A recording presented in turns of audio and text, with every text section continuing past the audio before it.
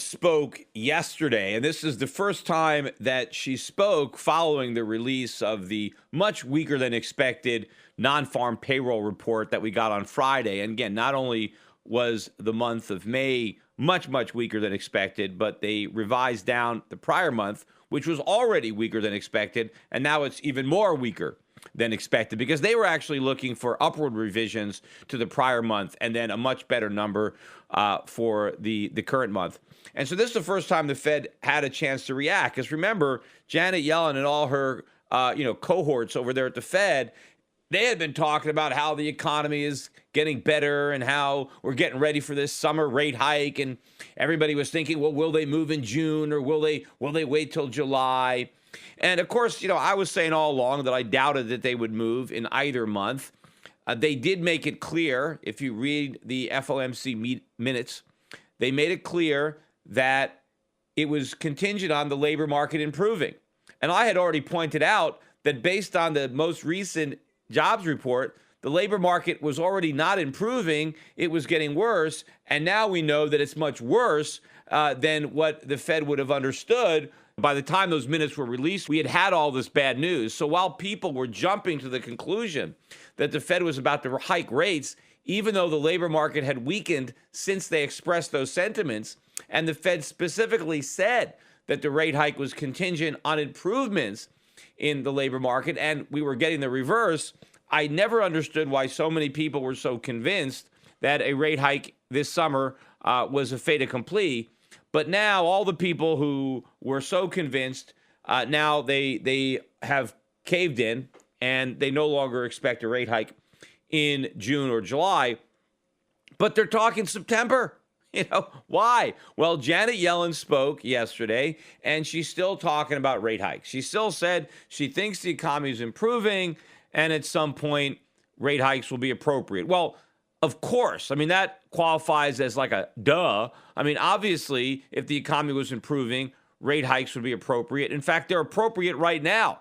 They're appropriate even if the economy is not improving because interest rates are much too low.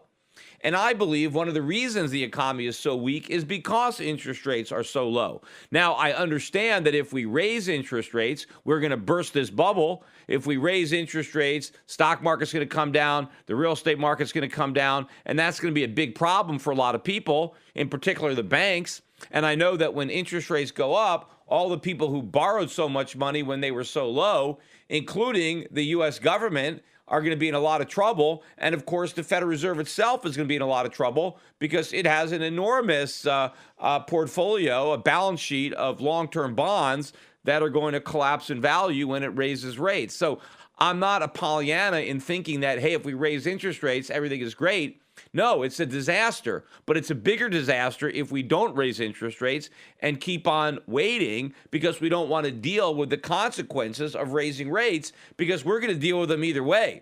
It's just that the longer we wait, the worse it's going to be. I mean, that was the example we learned in the 2008 financial crisis. That crisis would have been much smaller or it wouldn't have existed at all had the Fed not cut rates to 1% and had they not raised them back or normalized them so slowly. But this time around, they don't want to normalize them at all. They want to keep them artificially low indefinitely. That is the reality. When everybody is talking about how interest rate hikes are bad for gold or good for the dollar, even though the Fed has raised interest rates, in real terms, they're lower now than they were before the Fed raised them. Now, what do I mean by that? Well, even if you take the Fed's official inflation numbers, which, I take with a grain of salt, in fact, less than a grain of salt. But even if you accept at face value the government's inflation numbers, the numbers are higher now than they were before the Fed raised rates in December. And in fact, the inflation numbers have increased by more than the Fed's rate hike. And so that means that interest rates have actually gone down, real rates, which is all that counts, right? The nominal rate doesn't mean anything. What counts is the nominal rate minus the inflation rate to get you the actual real rate of interest. And real rates now are actually lower than they were when the Fed hiked. And I think by the time the Fed hikes again, if they ever do hike again on this cycle, because I still think that the next move is more likely to be a cut than a hike, but even if they do notch it up another quarter point, I bet the inflation rate year over year will be more than a quarter point higher than it is right now. So in other words, the Fed will be behind the curve the entire time, which is extremely bullish for gold and bearish for the dollar. In fact, while I'm on the topic of inflation, I was driving my car into the office today, and I got CNBC on the Sirius XM, so I don't really know who was talking because you can't see their faces, but it's some guy. And first of all, he's talking about the jobs report, and he says, "Well, we think that was a 1 month aberration." Well, first of all, it wasn't 1 month; it's 2 pretty weak months. And so, is it a 2 month aberration? I don't think so. But why would you be willing to chalk this off as some kind of aberration? To me, it looks more likely that the labor market is cooling significantly. But one of the reasons he said it was an aberration is he said, look, there's all sorts of evidence that the economy is getting better. And then the only actual piece of evidence that he offered to support his claim that the economy is getting better, he said, take a look at what's happening with inflation, meaning that inflation is picking up. And so inflation picking up, as far as this guy was concerned, was a good sign. It meant that the economy was improving because the cost of living was going up. Now, how do you make that kind of jump in logic? I mean, to me, if prices were going down, that would be more indicative of a strong economy. Because how do you get prices to come down? You increase supply, right? You create abundance. And so if more people are working, if we're more productive, if our labor productivity goes up and we can produce more stuff, then the price of that stuff is going to come down. And so more people will be able to buy the stuff. And so living standards improve as prices go down. So a strong, healthy economy would mean falling prices. Now, yes, in the short run, prices can be tumbling when you have an economic collapse and demand dries up, right? But if prices are going down because of an increase in supply, well, that's a good thing because it means we're more productive. But you just can't jump to the opposite conclusion. Oh, prices are rising, therefore the economy must be good. How about prices are rising and maybe the economy is weak? And that's why prices are rising, because the economy is so weak, we're not producing as much stuff. And so now stuff is more scarce. It's in shorter supply. And so now people have to pay more for the stuff that they're buying. And that's exactly what's going on. Talking about prices going up, oil prices closed today above $50 a barrel, I think for the first time in about a year. I think since last summer, June or July. We close at about, 50.30, 50.40, another strong up day. This is not good news for the American consumer, but it's not just the price of gasoline that's going up. A lot of prices are going up, and the dollar is rolling over. Yes, slowly but surely. We had a huge down day. I mentioned that on Friday. Dollar was down almost 2%, almost across the board against a bunch of currencies. But the dollar index is continuing to kind of grind lower slowly, but I think it's rolling over. And, many currencies were up strong today, too, that aren't predominant in that dollar index. So the dollar is weakening, and that is a reason that prices are going up. But is the dollar going down a sign that the American economy is strengthening? No. In fact, it evidences the opposite. But it's amazing to me that an economist, or whoever this guy was, can take solace in higher inflation. In fact, not just take solace in it, revel in it. Like, aha, this is great. The economy is getting better, and I have proof. Look, inflation. I mean, did rising inflation prove that the Jimmy Carter years were great years? I mean, what if someone said, hey, we've got a great economy. Look at inflation. Inflation was part of the misery index. To hear people talk now, the misery is no inflation. So why was inflation part of the misery index if it's a good thing? If accelerating inflation is a sign of economic success. It's actually a sign of economic failure. But what's even a bigger failure is the fact that so many people don't even understand that. But again, this is all the product of the American school system and this nonsense of Keynesian economics.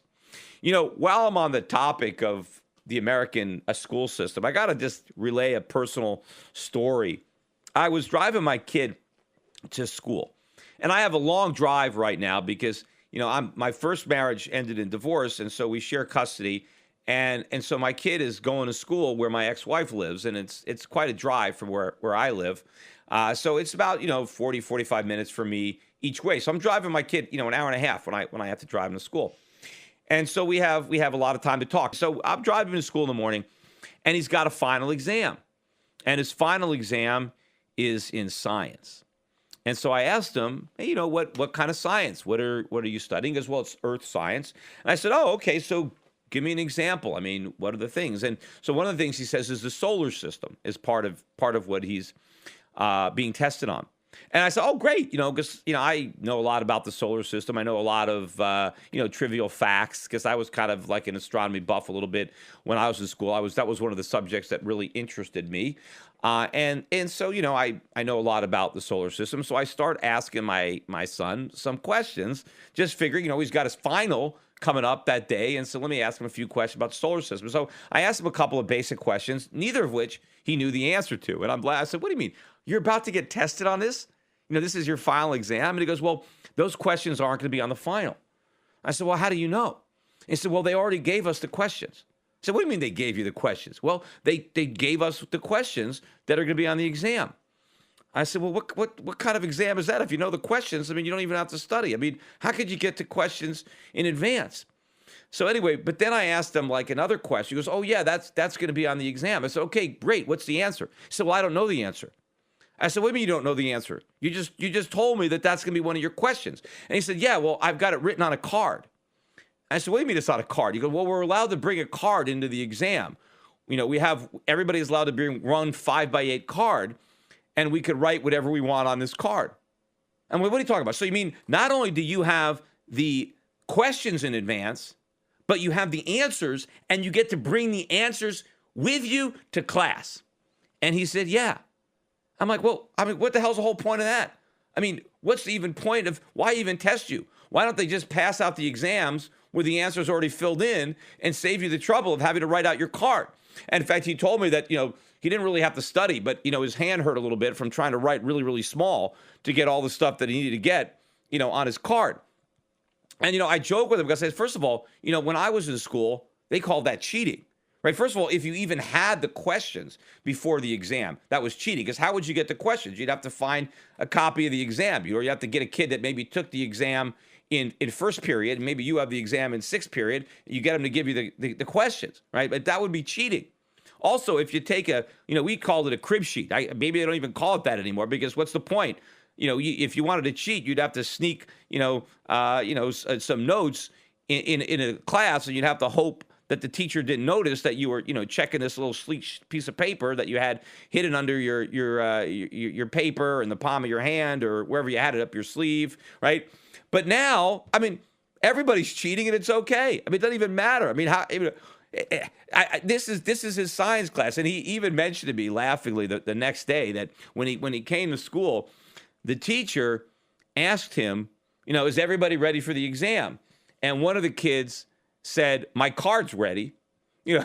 I said, when you go and get a job, it's like, if they ask you a question, well, let me check my cards. What is the whole point? Why even go to school? I remember, this is 8th grade, right? It's not high school, but I remember having to study for my finals, having to really memorize stuff. Of course, most of the stuff I forgot, but I knew it at the time of the exam, but at least, it's a final. It's supposed to cover like everything. Right? So you're supposed to study all kinds of stuff. A lot of times you're going to study stuff that's not on the exam, right? Because they don't test you on everything. But if they don't tell you what they're going to test you on, then you've got to study all kinds of stuff. You got to be ready for whatever they throw at you. And yes, sometimes I remember teachers would say, okay, here's a subject that's not going to be on the exam. They'd tell us a couple of things. Okay, we're not going to test you on this, but they would never narrow it down. So they said, we're only testing you on this. But even if they were giving you a topic here, they gave out the exact questions. So, you could have just skipped school. I don't even know why my son bothered to go to school. He could have skipped science class all year and just showed up with the answers to the questions written on his card. Of course, he said he aced the exam. He got like an A+, but so did everybody else. How could you miss a question? Unless you couldn't read your own handwriting or unless you were too dumb enough to fill out the card. But if you want to know why America ranks so low in math and science, it's because of stuff like this, And I don't know, does the teacher take pride in the fact that everybody's going to get an A in his class? Like he's some kind of a good teacher? He didn't teach anything. all he taught is people how to write real small. I mean, that's the only skill, I guess, that these kids are getting is how to write really small and still be able to read what you wrote. I mean, my idea was, why can't you just write it on a piece of paper on a computer and then just, reduce the font or just, shrink it down and get it really small. And then you could scotch tape it on your card, and maybe you could even bring a magnifying glass with you so you could read it. You could get, all kinds of stuff. But apparently he didn't even need that much information, because when you know all the questions, then you only need to put on your card the answer. See, if I wanted to cheat when I was a kid, I didn't know what the questions were. So I would have to just write a whole bunch of stuff. Not that I was cheating, but I'm saying this is what I would have to do, because you wouldn't know what the questions were. I mean, you'd have to take your shot at maybe a few things that you had a hard time memorizing. If you wanted to cheat, you would put it on a piece of paper. But there's no point in cheating now, because everybody's cheating, and the professors are all right with it. Now, the same thing happened in his math class, although not as bad, because he showed me there, because they call it a study guide. They hand out a study guide before the math final. And basically, the study guide has all the questions that are going to be on the math final, but not the exact numbers, right? So maybe instead of being 3x plus y, it's 2x plus 1y, but whatever. But it's the same format, the same kind of equation. And so just slightly different. So you just can't bring in the actual answer. Like the answer to the study guide might be 6, but the answer to the question on the exam might be 8. But, it's pretty much the exact same methodology. So, but the thing is, the kids get to take this study guide in with them when they do the exam. So in other words, they don't actually have to remember all these formulas, because they're taking the formulas with them. I mean, I remember when I was doing math, that was the hardest part, is remembering how to solve these equations. So yes, I mean, I can see the teacher saying, hey, here's a study guide, but you can't bring the study guide with you into the exam, because if all you're doing is copying the methodology, then you haven't actually learned anything. All you've learned is how to copy what's done in your study guide and just, fill in the blanks. But to be able to take all that stuff in, I mean, it's like, I remember, when you remember the quadratic equation. I almost probably still can remember it, right? But no one has to remember it now. Just you bring it in on a piece of paper. In fact, I've been having a conversation with my son, and he said to me, Dad, I don't think I even remember how to do subtraction. What are you talking about? And then I talked to him, he doesn't think he remembers how to do subtraction, addition, or multiplication. He said he learned it, but ever since he learned it, they just use calculators. And so it's been so long since he's done anything on a piece of paper, he doesn't even think he remembers how to do it. Now, look, I use a calculator now, but I can do log division. I can do multiplication, subtraction on a piece of paper. I don't need my calculator. I use it because it's quicker and easier. But today, I think kids are probably dependent on the calculator. You take the calculator away, and they can't do basic math. I mean, you ask somebody at McDonald's to tell you how much change is. They don't even have to do that anymore. At one point, when you had a no-skill job at a cash register, and the bill was $3.46, and somebody gave you a 5, you had to know how to make the change, right? I mean, that's not much in the way of mathematics, but you'd have to know how to do it. Now, the cash registers do it automatically, because you give them $5 and it automatically calculates the change and the money comes out. I bet you the average person running a cash register today couldn't even make the correct change if they had to do it, right? So the caliber of people who are actually working behind a cash register, what they actually know, their actual knowledge or skill set, is probably much lower than it was 20, 30, 40 years ago, which is one of the reasons why, automation is going to replace so many of these guys. And I bet you got people who are working behind a cash register in a fast food restaurant who are demanding $15 an hour, who without that cash register, without that computer, would have no idea how to give somebody change for a 5 or a 10. Now, this is one of America's problems, that we are dumbing down our citizens and obviously our electorate, And speaking of which, we have a bunch of primaries today. We've got 1, 2, 3, 4, 5, 6 or so primaries coming on today.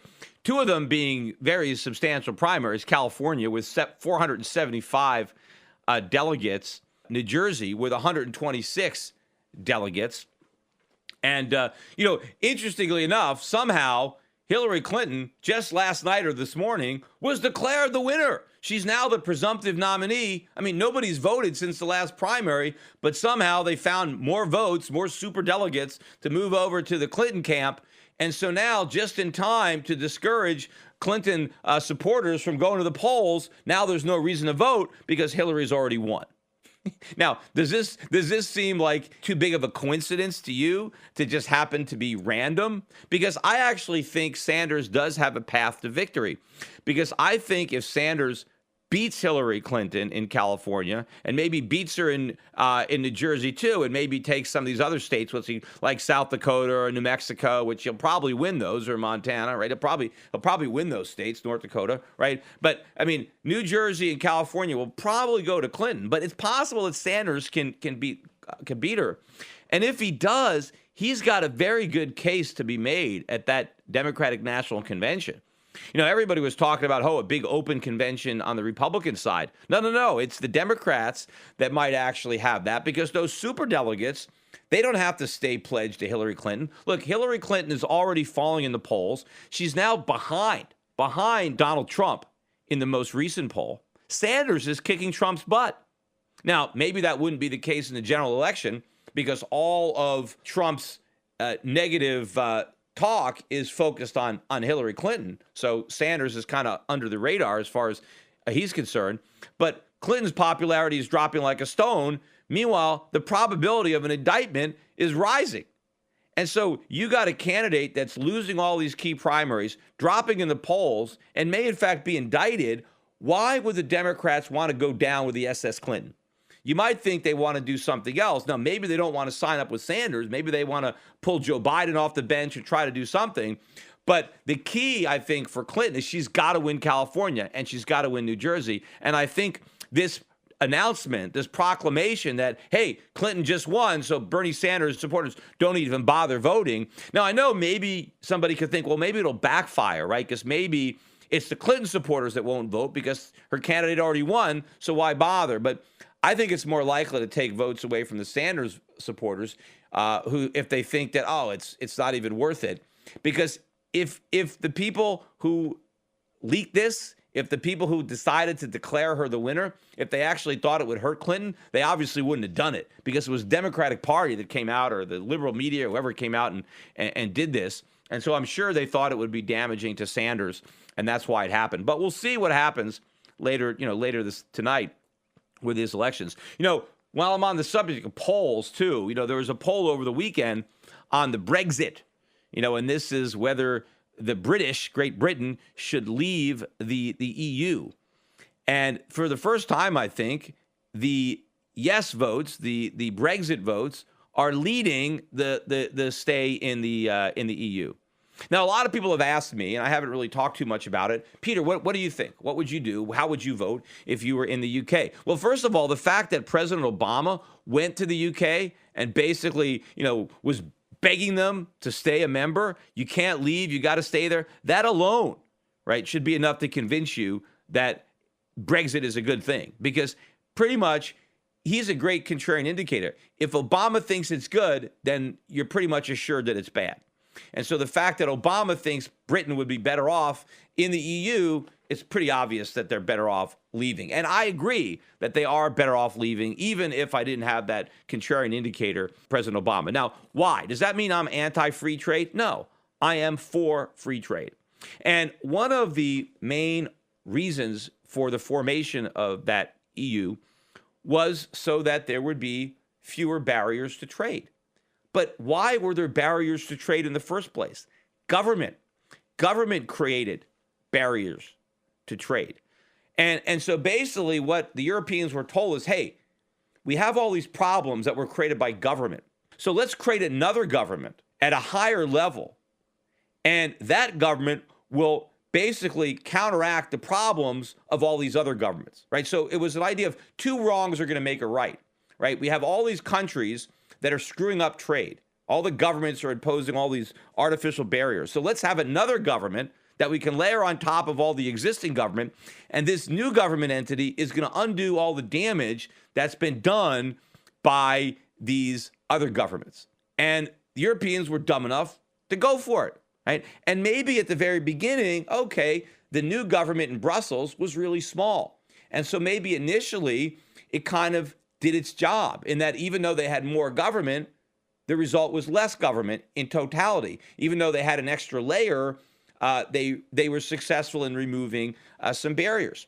But what has happened over time, and this is what always happens with government and why you don't want to make this kind of deal with the devil.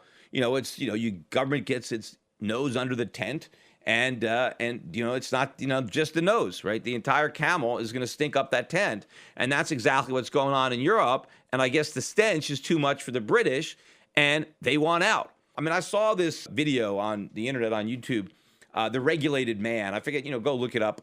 But it was funny if it wasn't sad, and it was all about all the regulations that people in Britain face from Brussels, not even from their own parliament, but just from Brussels.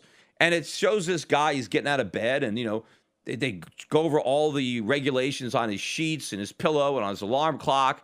And then he stands up and they show the regulations on his slippers, his pajamas. He walks into the bathroom, the regulations on his toothpaste, his toothbrush, his deodorant, whatever. He goes to have breakfast, all the regulations on his milk, on his orange juice, on his eggs. Everything this guy touched, 50 regulations, 100 regulations, 200 regulations. On his fork, on his spoon. Looking at all these regulations, why would any country want to live with this? So now the EU has actually gone the other way. Not only has it not lived up to its expectations, but now everybody is worse off, right? Because now you have extra costs because you got to support all these bureaucrats in Brussels. So they have a cost, and then they layer all this regulation. But yeah, they lay it on everybody. So everybody has the same uncompetitive disadvantage, but you're driving up the cost of manufacturing all over the Eurozone. And then what if you want to export? Now you're not as competitive as a country that doesn't have to deal with all these regulations. So if I was in the UK, yes, I would vote to exit. If I was in any country in the EU, I would vote to get out because I always want to vote for less government, not more government. So yes, you can leave the European Union and you don't have to be dumb enough to impose all kinds of trade barriers. What does it take to have free trade? Just have free trade, right? Just unilaterally, hey, people can trade with me. If you want to impose tariffs on your citizens, well, that's your problem. We're not going to do that to our citizens. We're going to let our citizens shop all around the world for the best deal. If they can find the best deal locally, then great. If they can find a better deal from a foreign company, well, that's great too. The best thing that you can do as a country is to not impose barriers. Now, if you want to use tariffs as a form of revenue, I'm okay with that. In fact, I prefer just general broad-based tariffs to income taxes, right? Because that was the original trade-off that we made. That's why we have an income tax. Because before we had an income tax, we had tariffs. And the government said, hey, you want to get rid of these tariffs? Let's just have an income tax on the rich. And then we can get rid of all these tariffs on the middle class and the poor. Oh, great. Let's soak the rich with an income tax. So we got rid of the tariffs, and now we have the income tax. Believe me, now we're soaking the middle class and the poor, the working poor, with rates that are much higher than any of the Rockefellers or the Carnegies or the Mellons were paying back then. And I'm sure just about anybody who pays income taxes and has to fill out the income tax, if they were told, hey, how'd you like to get rid of this income tax and not have it anymore and just have some tariffs? Just about everybody would vote for it. So I think we'd be better off with tariffs instead of the income tax. And that's, again, another example of why you don't make a deal with the devil. So, yes, Britain should leave the EU. So should everybody else. And I think what people are afraid of, the big government types, one world government, they don't want Britain to leave because what if they leave and things get better? And now other people want to leave. That's why they want to keep Britain trapped in the EU, because they don't want anybody to know, hey, you can leave and hey, you're better off, because then it's other countries that might want to go. And so that's really why they're trying to keep them in. They have all this stuff, but if Britain leaves, it's going to be terrible. There's going to be a collapse. Yeah, they try to scare voters into thinking that everything's going to be horrible if they vote to be more independent and have less intrusion from Brussels. Again, I want to circle back to my son. And, before I do, because he listens to my podcast, and I'm not really picking on my son. He actually listens to it all the time. And he's a very bright kid, and he knows a lot about a lot. He knows a lot about economics. He knows a lot about the markets. He just didn't know as much as I thought, about astronomy, because he had the answers on his card. But again, you don't know what your kids don't know unless you start asking them questions. But my son is very, very smart, and I'm very proud of him. And it's the school system that was letting him down. But hopefully, he's going to be involved in better schools. I'll make sure that he's learning if the schools aren't teaching him. But he is learning a lot. But one of the things he told me, because we talk a lot about his history class, and his history class is all a bunch of complete nonsense. But unlike me, see, I used to argue with all my history professors. I mean, my son doesn't feel like doing that. But I mentioned the Carnegies and the Rockefellers and Vanderbilts. So he was taught that these were all really bad people, that they just exploited everybody. In fact, he was told that all American workers were exploited, right? They were paid horrible wages, slave-like wages, and they worked in horrible conditions. And the only thing that saved them were the labor unions and the government. I mean, this is what he's being taught, that America was a horrible place of exploitation and low wages until the governments and the labor unions saved everybody. And so, I tell my kid, look, all four of my grandparents, his great-grandparents, they all came here as immigrants. They didn't come here to be exploited. They came here because the American businesses were paying higher wages than the businesses in Europe. Nobody came here to be exploited. Nobody's going to go across the Atlantic. And believe me, making that crossing in 1890, 1900, that was no picnic. A lot of people didn't even survive. That's how badly they wanted to come to the United States. They didn't want to come here to be exploited. And what about all the people that came to the cities and left the farms? They didn't do that to be exploited, right? If the factories were offering exploitation wages, why would anybody leave the farm? The fact of the matter is, yes, were the wages low? Maybe they were low, but they were higher than they could get anyplace else. Yes, were there some kids working? Yes, there were some kids working.